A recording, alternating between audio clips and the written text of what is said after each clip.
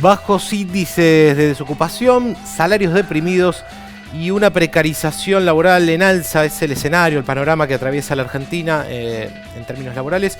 Y a partir de esto nos preguntábamos, ¿será que la tan temida reforma laboral ya está entre nosotros? Desde Buenos Aires, Argentina. Nos acompaña Belén, ella es trabajadora de una aplicación de reparto y está construyendo, justo a sus compañeros, el Sindicato de Base de Trabajadores de Reparto por Aplicación. Gracias por acompañarnos, Belén. Gracias a ustedes por invitarme. Buenas tardes. Buenas tardes. Y Luis Campos, él es coordinador del Observatorio del Derecho Social de la CTA Autónoma, un estudioso de esta cuestión que tiene que ver con la situación laboral, con salarios, y que muchas veces lo hemos consultado al respecto. Gracias por acompañarnos, Luis. Gracias por la invitación, un placer siempre. Bien, a ver, arranco con la pregunta, la hipótesis, ¿sí?, que es como se llama este formato, la hipótesis o pregunta con que iniciamos hoy, la reforma laboral esa que tan temida, que muchas veces decimos, bueno, vienen por la reforma laboral, por los derechos laborales, ya sucedió, está ante nosotros, no nos dimos cuenta o estamos tratando de sostener a los que sí quedaron adentro. ¿Quién se anima? No, yo ahí digo una cosa, reforma laboral no ha habido. Lo que sí estamos viendo es un modelo empresarial, en el caso de nosotros de los repartidores, trabajadores por aplicación, que viene a llevar adelante un negocio multimillonario, amasar fortunas, a costa de la negación total de los derechos adquiridos de las trabajadoras y los trabajadores, acá en Argentina como en todas partes del mundo donde operan estas empresas. Lo que hacen es hacerlo por fuera de los marcos legales existentes. Acá tenemos una ley de contrato de trabajo, ley de riesgos de trabajo, tenemos ley de asociaciones gremiales, y estos modelos de negocio lo que hacen es, a partir de estas nuevas tecnologías, las plataformas, tener contingentes enormes. Acá en Argentina estamos hablando de 50.000 a 100.000 trabajadores en negro, no registrados. Y eso creo que es una ilegalidad total. Entonces, conceder por ahí una reforma laboral que no ha sido aplicada sería regalarles demasiado. Al día de hoy, por eso desde nuestro sindicato de base, que estamos exigiendo este reconocimiento hoy al Ministerio de Trabajo, estamos dando la pelea porque todas estas leyes que están vigentes, todos los derechos elementales, tener derecho a un descanso, vacaciones pagas, tener derecho a un aguinaldo, tener derecho a un salario mínimo, sean cumplidos. Es una pregunta tramposa y peligrosa. Porque podemos responder no, y efectivamente yo coincido con Belén, la reforma laboral no se hizo de hecho, pero ¿qué pasaría si respondiésemos sí? La reforma laboral ya se hizo de hecho. La consecuencia lógica de esa respuesta sería, entonces, modifiquemos la legislación laboral porque no tiene sentido, porque la reforma laboral ya se hizo. Y si modificamos la legislación laboral en el camino de equiparar la situación normativa de los trabajadores y las trabajadoras a esa situación de quienes ya experimentaron esa reforma laboral, en realidad lo único que estaríamos haciendo es eliminar los derechos laborales para una gran cantidad de trabajadores y trabajadoras que todavía siguen estando regulados por estas leyes que enumeraba Belén. Esto no quiere decir que no hay un problema. Hay un problema muy serio. Hoy aproximadamente la mitad de la fuerza laboral en nuestro país está conformada por trabajadores y trabajadoras no registrados, es decir, asalariados que no tienen recibo de sueldo, que no tienen cobertura de un convenio colectivo, que no tienen representación de un sindicato, o trabajadores y trabajadoras autónomos. La mitad es muchísimo. Pero no por quitarle derechos a un trabajador petrolero en la mitad de la meseta patagónica o a un trabajador o una trabajadora bancaria, vamos a hacer que un trabajador o una trabajadora autónoma automáticamente tengan más derechos. Bien. Sí. Plantearlo en términos de si la reforma laboral ya se hizo o no de hecho es un riesgo porque nos lleva a esa discusión de, entonces las leyes existentes son vetustas, hay que sacarlas, y eso sería un problema que agravaría más la situación. Entiendo. Pero digamos, si uno piensa que nuevos sectores de trabajo que surgieron en los últimos años, hablamos ahí con Belén, ¿no? Las aplicaciones de reparto, la uberización, ¿no?, que se dice de la economía, surge en los últimos años y la legislación que de alguna manera nos asegura los derechos laborales a los laburantes no caben dentro de eso, o de pronto la justicia, por decir la ley no hace nada, la justicia no puede de pronto ir por esos empresarios, esas empresas, para que metan a esos laburantes dentro de esos derechos, dentro de esa legislación, es porque evidentemente el mercado terminó imponiéndose por lo menos en esos nuevos laburantes. A eso me refería, ¿no? Sí, a mí me parece que ahí hay una falta de, insisto, voluntad política. Por ejemplo, ¿cómo es que estos modelos económicos, empresariales, pensando en empresas como Uber, pensando en empresas como Rappi, pensando en empresas como Pedido Ya, logran llevar adelante los negocios en los distintos países? Bueno, ahí estuvieron los casos de los Uber Files, donde lo que hicieron fue exponer, digamos, el lobby financiero, el lobby que, bueno, los millones de dólares que bajan estas empresas a los estados para permitirles operar. Entonces ahí lo que nosotros como sindicato vemos es que el Estado, con el herramental que existe, vigente, tanto las leyes laborales, acá en Argentina el Ministerio de Trabajo y demás, bueno, deberían tender a legislar en favor de quienes hoy estamos más desprotegidos y vulnerables, que somos los trabajadores, ¿no? Digo, estas categorías de autónomo, categorías de emprendedor, lo que quieren hacer es reventar el colectivo de trabajadores, reventar esto que es estos derechos adquiridos que nos corresponden como trabajadores. Y ahí nosotros vemos un problema grande, por eso nuestra pelea como sindicato, que arranca en el 2020, al calor de la pandemia, un momento de muchísima exposición y abandono del sector de reparto, fue el reconocimiento de un sindicato y también de la relación laboral, que hay una relación laboral, que no somos trabajadores independientes. Nosotros dependemos en todos los planos de esta aplicación, en el plano económico, en el plano técnico. Digo, es tan sencillo como que nosotros para operar tenemos que descargarnos la aplicación que ellos mismos, ¿cómo es que se dice? Producen, programan, ¿no? Entonces, la dependencia es clarísima y desde ese lugar creemos que, bueno, están dadas las condiciones para que se pueda... Pero vos como laburante facturás. Yo como trabajadora facturo... Digamos, todos los meses. Cualquier laburante que facture un mismo empleador todos los meses, al final de la relación laboral que está encubierta, justamente lo que se descubre, si vas a la justicia, es que hubo una relación, laboral encubierta o escondida y, por ejemplo, ganas un juicio laboral. Yo me imagino en el caso de ustedes no ganan un juicio laboral, ¿o sí? Han habido juicios favorables que fueron en el marco de la pandemia, digamos, en el marco de decretos de excepción, pero lamentablemente el problema de los juicios laborales es que otra vez volvemos a lo mismo, como nosotros somos considerados individuos, que de forma individual nos conectamos a la aplicación, todos estos juicios, si bien sientan precedentes que son importantes, quedan en casos individuales donde es, bueno, David contra Goliat también, ¿no? Entonces, esa es la importancia que nosotros vemos en reconocer la figura del trabajador, reconocer una herramienta de organización colectiva como es el sindicato, que es lo que ha permitido a los trabajadores, digo, uno recorre la historia, regular esta relación de explotación, que si no lo que sucede hoy es que la única libertad que hay es la de las empresas a explotarnos sin límites.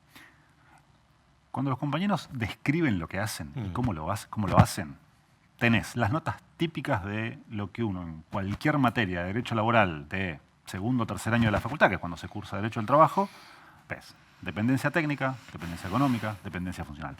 Notas típicas de una relación de dependencia. Nadie discutiría que acá hay una relación de dependencia. Con modalidades distintas, con una jornada, con una forma de organizar el trabajo distinta de lo que conocíamos, si querés, como la relación de dependencia tradicional. Pero que hay relación de dependencia, no lo dudes. Ahora, ¿por qué esto prolifera y por qué no puede haber, si querés, herramientas que de manera potente le pongan límite a esto y obliguen a estas empresas a blanquear a todos esos trabajadores y trabajadoras en relación de dependencia? Bueno, por un lado, por una cuestión estructural de la situación económica argentina. La economía argentina hace 12 años prácticamente no crece, no crea muchos puestos de trabajo, más bien el empleo registrado está relativamente estancado ya hace más de una década, y eso hace que los trabajadores y las trabajadoras salgan a hacer lo que pueden. Y es terreno muy fértil para estas empresas que lo que hacen es ofrecer a todas esas personas que no encuentran una salida en el mercado formal de fuerza de trabajo, te ofrecen algo que te permite ganarte el mango. Claro. Entonces, bueno, es muy importante y además tienen una estrategia global. Ahora, en ese contexto, las dos herramientas que habría, porque vos planteabas el caso de los juicios laborales. Claramente un reclamo judicial no es una solución, porque además es un reclamo que se hace una vez que vos te quedaste sin laburo. Exactamente. La herramienta, tenés dos herramientas para intervenir acá. La herramienta colectiva, la organización sindical, y la herramienta de fiscalización laboral. El Estado fiscalizando, el Estado interviniendo activamente para ¿Qué es lo que haría en cualquier contexto razonable y normal? Pero de vuelta, dado que no hay creación de puestos de trabajo, el Estado no está teniendo una postura muy activa en tratar de fomentar una registración y una regulación laboral y otorgar herramientas de organización colectiva a los trabajadores y las trabajadoras, que vendría a ser la solución más virtuosa. Es decir, que los propios trabajadores y trabajadoras se organicen, tengan herramientas de tutela, es decir, no sean despedidos, no sean suspendidos, no sean sancionados por organizarse colectivamente y puedan disputar con esos empleadores mejoras en las condiciones de trabajo. De lo que se está hablando hoy, al menos en términos de números, de empleabilidad en la Argentina, es que el empleo ha crecido, ¿no? Nosotros escuchamos mucho eso y, como bien decías, es un empleo que es informal. Nosotros, por ejemplo, estamos bajo la figura del monotributo, herencia, ¿no?, de la década del 90, ¿no? Y ahí lo que vemos es que realmente hay un Estado que está tutelando algunos intereses, no está tutelando los intereses de quienes hoy estamos trabajando, porque si hay capacidad de tutelar que estas empresas puedan llevar adelante estos negocios, estemos registrados como monotributistas, bueno, ¿cómo no hay capacidad de tutelar, por ejemplo, el reconocimiento de un sindicato de base? Yo insisto con esta idea porque nosotros desde el 2020 a la fecha tenemos 2.500 afiliados a nivel nacional, presentamos en tiempo informal lo que es el Ministerio de Trabajo y en manos de Kelly Olmos, Ministerio de Trabajo, que también estaría en manos hoy del presidente, de hecho, que es Sergio Massa, ¿no?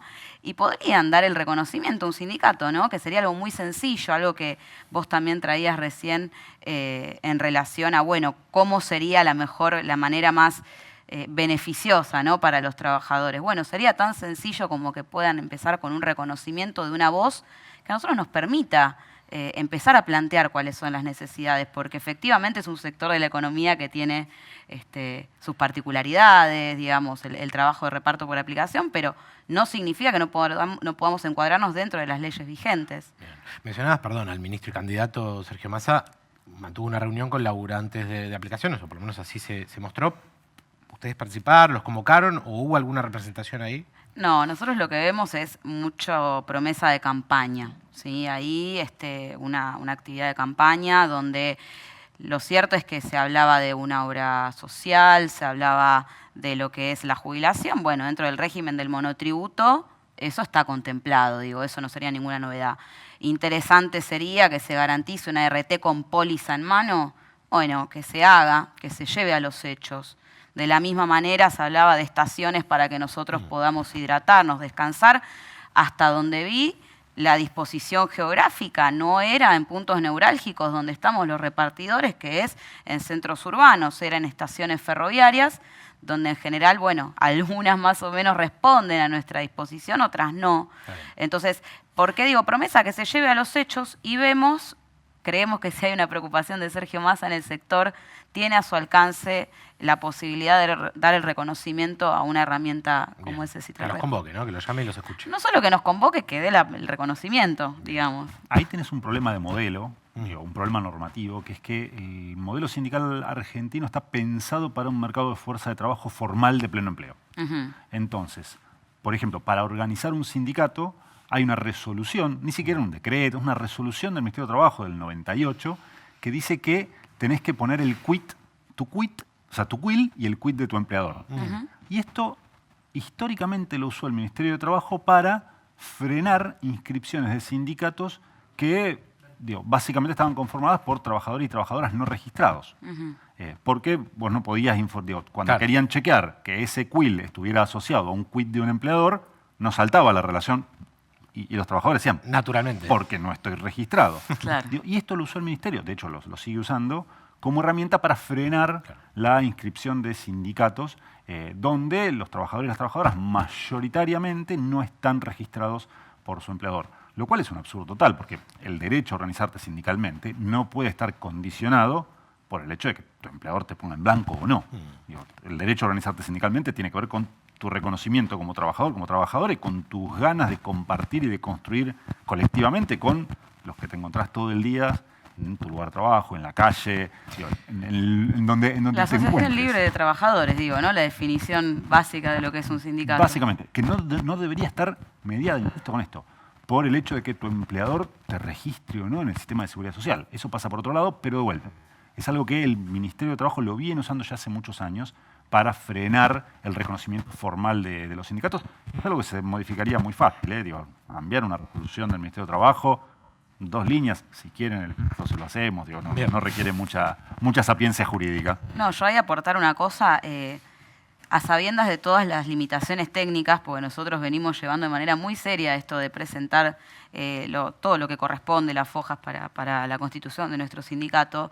Tenemos compañeros y compañeras, trabajadores por plataformas que están en relación de dependencia, en un triángulo de las Bermudas, tercerizados, decimos nosotros, donde responden a las directivas de las empresas por plataformas, están subcontratados y ejercen sus tareas en centros logísticos, ¿no? O sea, no el que está en la bici, No digamos. el que está en la bici, Bien. pero trabajadores que sí responden a las directivas y a todas las condiciones de las empresas por plataforma. Bien.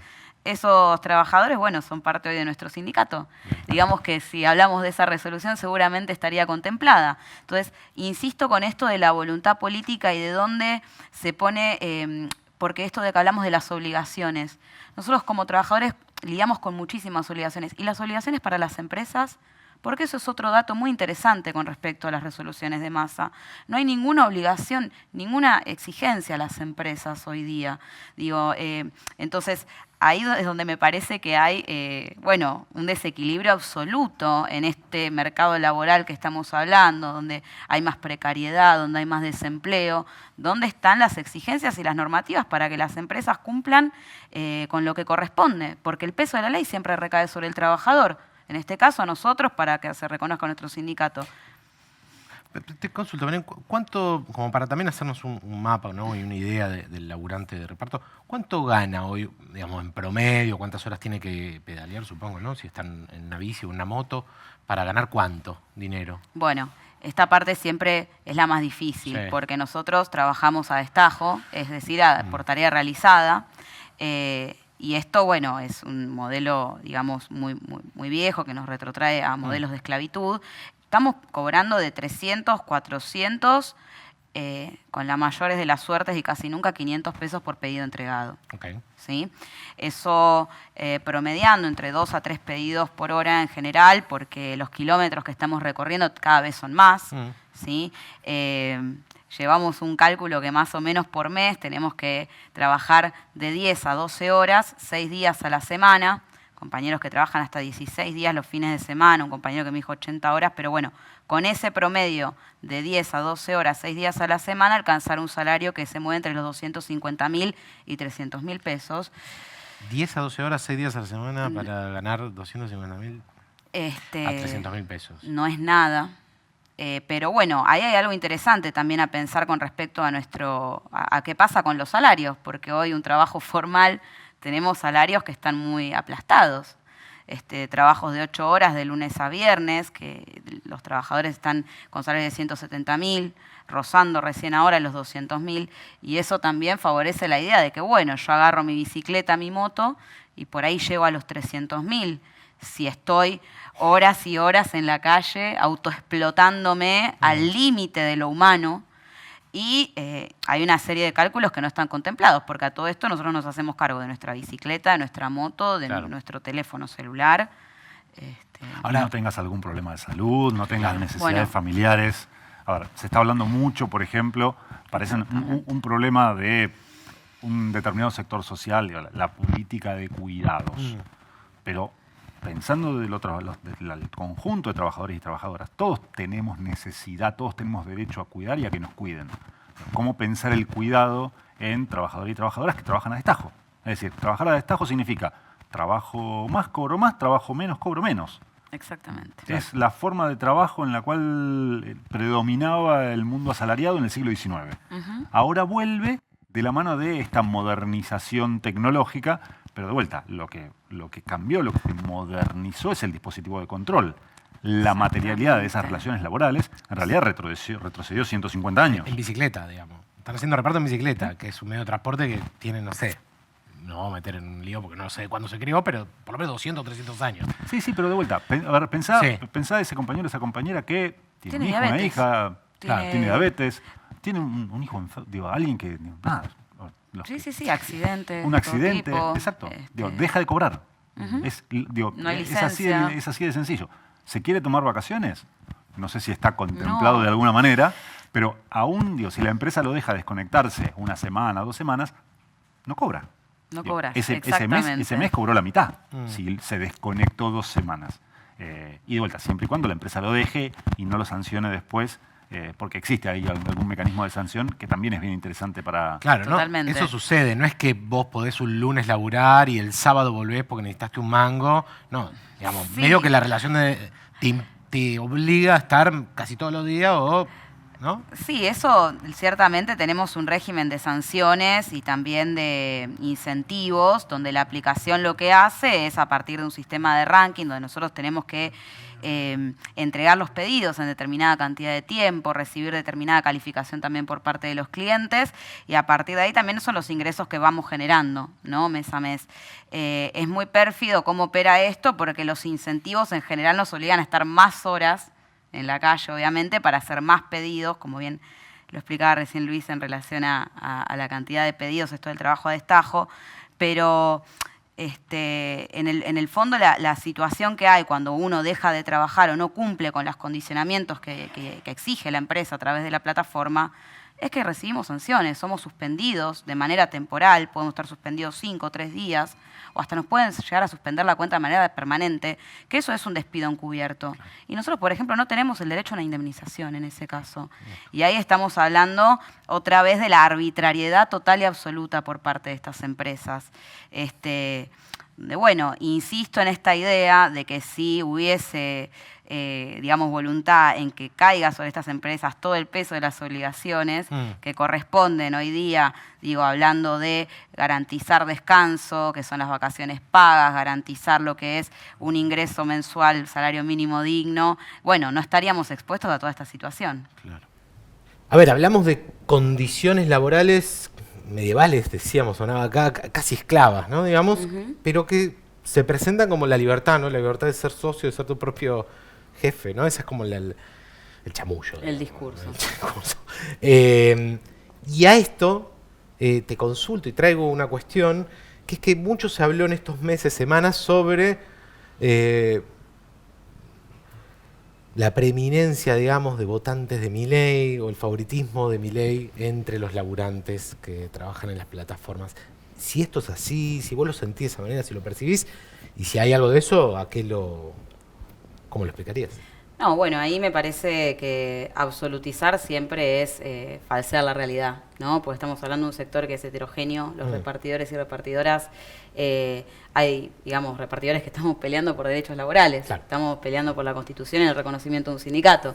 Eso ya estaría dando la pauta de que, bueno, hoy el mileidismo está en contra de la organización sindical. Son actores que son, enemigos de la pelea por derechos laborales. Entonces eso ya, naturalmente, ahí rebate y revienta, digamos, esta premisa. Lo que sí, el modelo de trabajo, que es un modelo de trabajo que es completamente individualizante, que nos atomiza a los trabajadores, que nosotros nos conectamos de manera individual a esta aplicación, donde se habla de que se generan, ganancias de manera individual, donde, hay un colectivo de trabajadores que aparece fragmentado a partir de este modelo de trabajo que es la uberización del trabajo.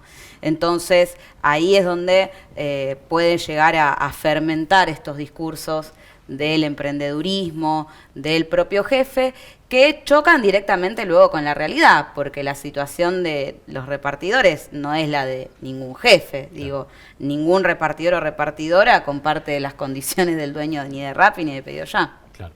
Digamos, y para que se dé esa exposición de los laburantes que tengan que ir y ser precarizados, digamos, justamente tiene que haber un escenario laboral, un mercado laboral raro, o por lo menos nuevo, novedoso, distinto, como decías Luis al principio, al que conocíamos en Argentina. ¿Eso vos crees que, digamos, vuelvo a la misma pregunta, vos crees que incide a la hora de decidir en qué lugar nos posicionamos políticamente, qué votamos? Las condiciones materiales en las cuales vos desarrollás tu tarea generan una mejor situación para organizarse o una peor situación para organizarse.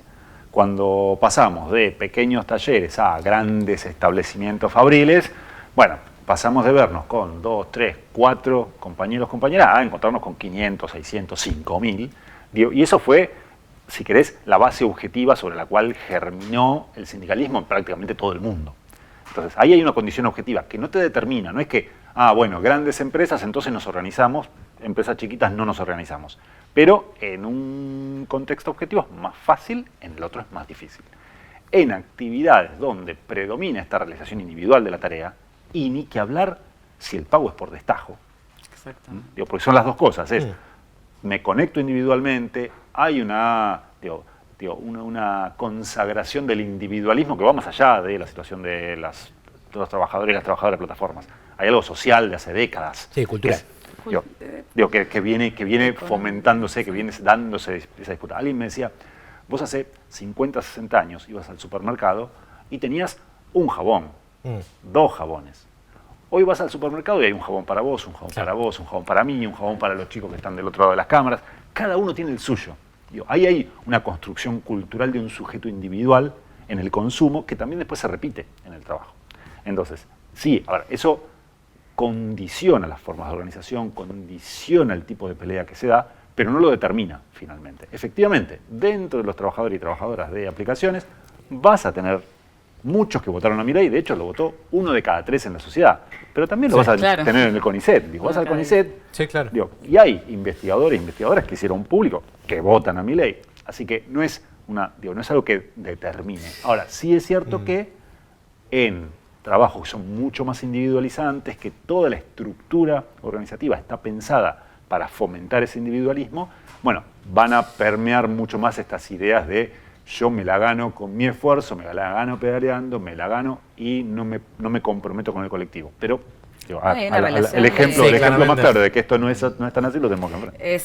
Aparte es una relación de apañamiento directamente, siguiendo ahí lo que decías, entre las empresas y estos discursos y actores de extrema derecha. Yo lo digo así abiertamente porque cuando hubo un intento de discusión de registro en la provincia de Buenos Aires hace unos meses, hubo una serie de videos, ¿no?, montados, decimos nosotros, donde parecía que había repartidores que estarían en contra, y luego salió a la luz de que muchos de ellos habían recibido un pago por parte de la empresa para salir a arengar a algunos de los diputados provinciales que se habían pronunciado en contra de avanzar en esta legislación. Entonces, hay una clara situación de apañamiento entre las empresas, digamos, por plataformas, y estos discursos de extrema derecha que, bueno, quieren avanzar, llevar incluso más allá este modelo. Sí, son funcionales, ¿no? Digamos, en algún punto, conniventes. Sí, y déjame agregar algo. Sí.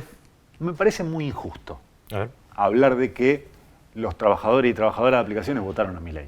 Totalmente. Y me parece muy injusto porque, en general, viene dicho desde sectores que la están pasando un poco mejor, que todavía están dentro de ese... Los asalariados registrados en blanco, entonces, digamos, ¿no? Miramos, ¿quién los votó? Los votaron ellos, claro. Nosotros no. Y me parece que, por un lado, no es tan así. No, habría que ver, yo creo que si sacaron el 30% de los votos y sumale el 23% de Patricia Bullrich, sacaron muchos votos. Entonces, vamos a encontrar votantes de Milei, de Patricia Bullrich en todos lados. Pero además me parece muy injusto, porque es... estigmatizar algo como para tratar de lavar las culpas en el sector social al cual yo pertenezco, en el cual yo milito. Y me parece que la mirada es mucho más estructural y, de vuelta, vamos a encontrar votantes de Milei, de Massa, de Patricia Bullrich en muchos lugares. Y, de vuelta, yo trataría de comprender un poco más ese fenómeno, no echarle la culpa, no decir, vos sos el responsable de que nos esté pasando esto. Me parece que hay razones estructurales que vienen de hace bastante más en nuestro país. Habría que preguntarse qué pasó con la estructura económica, con el sistema político en nuestro país, para que a 40 años de la democracia las condiciones materiales en las cuales estamos los trabajadores y las trabajadoras sean las que son. Y ahí saldríamos de esta culpabilización a trabajadores y trabajadoras que, bueno, por ahí lo votaron porque vieron ahí una solución política a sus deprivaciones materiales que, de vuelta, yo creo que no va por ahí, pero de vuelta, me parece un poco injusto pensarlo de esa manera. Pero creo que, perdón, que esto último que decías es a lo que me refería, o lo que muchos tenemos en el imaginario, que puede ser equivocado, por lo que nos está diciendo Belén, y que además tienen un punto, 1/3 de los argentinos fueron a votar a Milei y otro tanto a Patricia Bullrich, con algunas ideas similares respecto a esta cuestión. Vuelvo.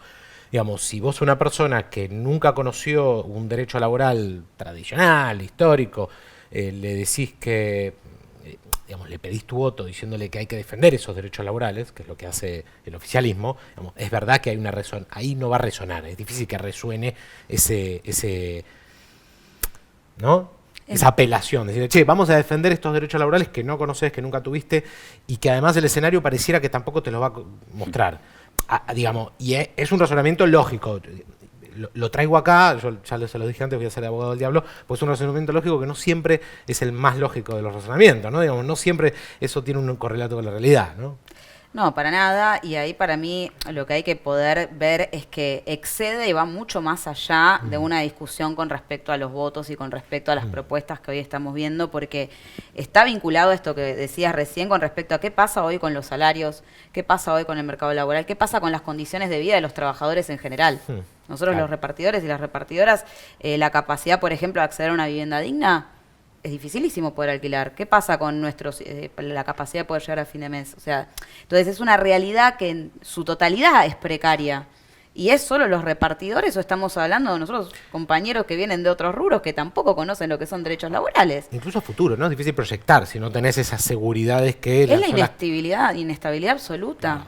La situación que vivimos dentro de lo que es la economía por plataformas y... O sea, la informalidad laboral que estamos viviendo hoy en nuestro país, que es altísima, digo, nosotros sabemos que como nosotros dependemos 100% de estos pedidos, del trabajo de destajo, de que haya demanda, pero la informalidad y la incapacidad de poder abordar todo lo que significa una vida digna, hoy es una tarea dificilísima para cualquier trabajador o trabajadora. Y en ese contexto, lo que propone Milei como modelo no va a resolver ninguno de esos problemas, los va a profundizar y además viene asociado de un componente de violencia simbólica, material, muy importante, que me parece que ahí hay un peligro que desde ya, la verdad, hay que dejarlo arriba de la mesa. Totalmente. Ahora, eso no implica que no haya que pensar cómo hacemos para generar mejores condiciones materiales de reproducción para trabajadores y trabajadoras a través de sistemas y alternativas políticas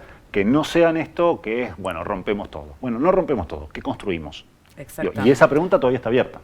Ahí es donde nosotros vemos la necesidad de poner en valor esto de la organización colectiva. Digo, en un contexto donde hablamos de un mercado laboral en estas condiciones de avance de la precarización laboral y de este trabajo que es completamente atomizante, volver a poner en el centro la organización colectiva, el sindicato como herramienta, ¿no?, para ganar los derechos. Nosotros llevamos adelante, por ejemplo, paradas solidarias, que son espacios de encuentro y diálogo entre los trabajadores. Esa es, digamos, la principal institución del Citrarepa hoy día, y donde, bueno, esta posibilidad de llevar un café para compartir con los compañeros, herramientas para arreglarnos la moto o la bicicleta, y ahí también llevar nuestra actividad de afiliación al sindicato, bueno, es algo que rompe con la lógica de tengo que estar corriendo atrás de la chicharra de la aplicación que me está pidiendo que tengo que recorrer 3 kilómetros en 10 minutos, porque si no, bajo de ranking y estoy perdiendo poder, o sea, ingresos, ¿no? Entonces,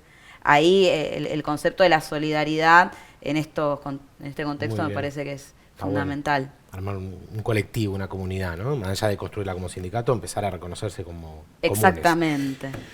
El formato hipótesis, digamos, de alguna manera nos lleva a que cerremos, si es que es posible cerrar, porque justamente la idea es no tener respuestas así concluyentes ni nada, pero quizá pensar alternativas o hipótesis a la cuestión temática que nos trae hoy, así que los invito a que compartan, no sé si pensaron alguna, si les viene alguna a la cabeza, puede ser en modo de pregunta, en modo de conclusión.